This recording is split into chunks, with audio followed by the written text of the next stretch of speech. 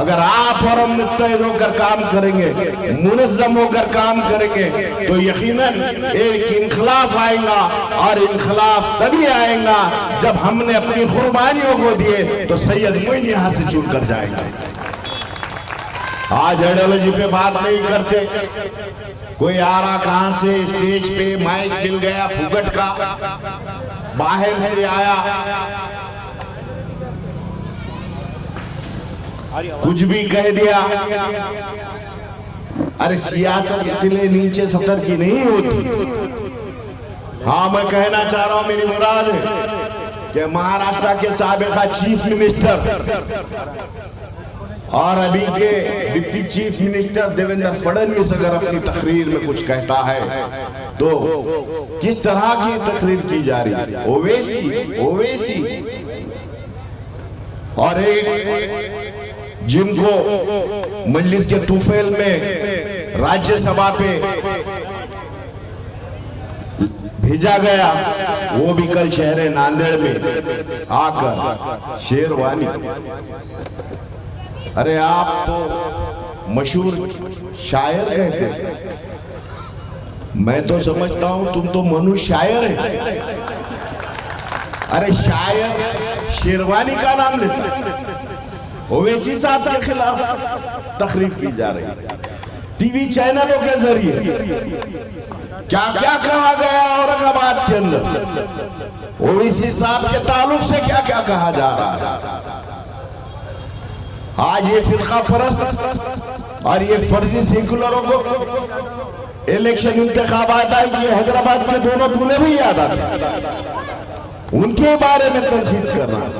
ارے ان کے قربانیوں کو دیکھو نوجوانوں، گزشتہ دنوں کے اندر ایک دو تین بار نہیں، کئی بار بیرسٹر اسدالدین اویسی صاحب کے گھر پہ حملے کیے گئے۔ 40 قدم کی دوری پر ہی پولیس اسٹیشن ہے، مگر آج تک آروپی نہیں مل رہے ہیں۔ وہ بس نہیں ہوا ان کے ظالموں کو، تو ان کی گاڑی پہ گولیاں مارنے کا کام کیا گیا ہے، فائرنگ کی گئی ہے۔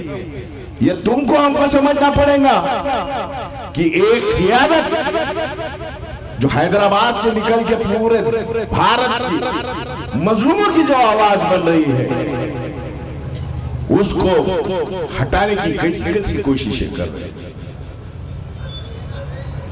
تو یہ وقت کا تقاضا ہے کہ تم کو اور ہم کو آج سمجھنا پڑے گا۔ آج اکبر سلیمانی صاحب نے کہا کہ یقیناً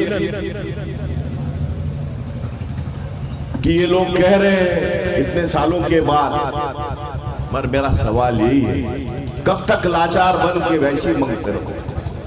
خود میں قابلیت کو پیدا کرو۔ مجلس اتحاد المسلمین یہ قابلیت پیدا کرنے والی جماعت ہے۔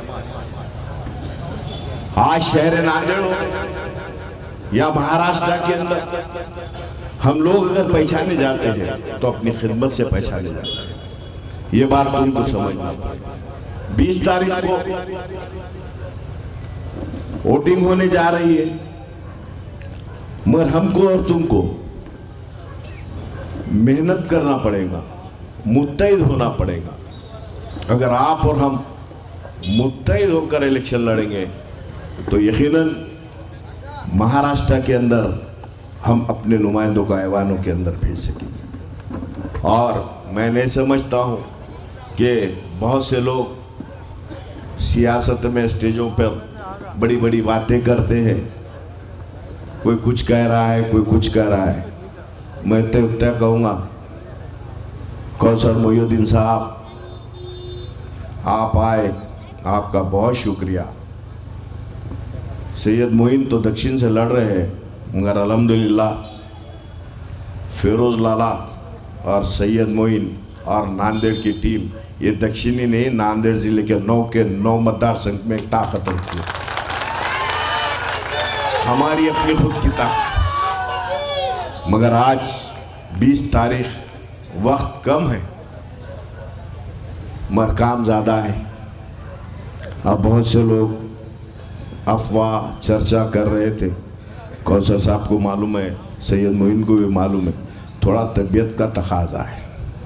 آج آیا ہوں، کل سے انشاءاللہ، کل سے جو کہہ رہے ہیں ان کو سود سمیت واپس دینے کی ذمہ داری ہے فیروز والے کی۔ 20 تاریخ کو نوجوانوں اپنی ماں بہنوں کو نکال کر سب سے پہلے اپنا ووٹ کرائیں گے، اور تمہاری کامیابی یقینی اسی دن ہے اگر آپ فجر میں اٹھ کر بعد نماز فجر کے نماز ادا کرنے کے بعد اگر آپ ذمہ داری سے اگر ووٹ کریں گے تو یقیناً ہماری جیت پکی ہے۔